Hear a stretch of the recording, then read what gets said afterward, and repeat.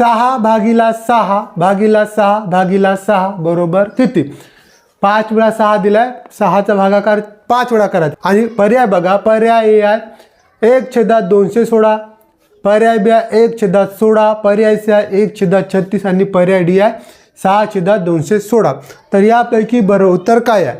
तर पर्याय बघा आपल्याला अपूर्णांकात दिलेले आहे. पहिल्या उदाहरणाप्रमाणे अपूर्णांकातच पर्याय दिलेला आहे. तर अगोदरचा प्रश्न आपण ज्या प्रकारे सोडवला सेम त्याच प्रकारे या प्रश्नाचं उत्तर आपल्याला सोडवायचं. तर बघा अंशामध्ये 1 येणार हे आपल्याला माहिती आहे, त्यामुळे पर्याय डी नाही हे तर आपण सांगू शकतो. कारण बघा अगोदर आपण या दोन संख्यांचा भागाकार केला तर 6 भागिला 6 किती होते? 1. मग 6 भागिला 6 1. तर या 1ला आपण काय करायचं? अंशात ठेवायचे आणि उर्वरित हे 6 आहेत 1 2 3 6 आहेत, यांना आपण काय करू तर छेदामध्ये टाकू. भागाकार छेदामध्ये गेल्यामुळे हे गुणाकारात जातील. मग 6 गुणिला 6 तर यांचा आपण गुणाकार केला तर आपल्याला मिळून जाईल उत्तर.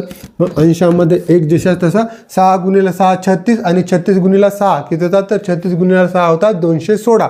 परंतु आपला अंश किती? 1 आहे, त्यामुळे पर्याय डी तर येणार नाही. म्हणून 216 1/216 पर्याय ए हा आपला बरोबर उत्तर आहे.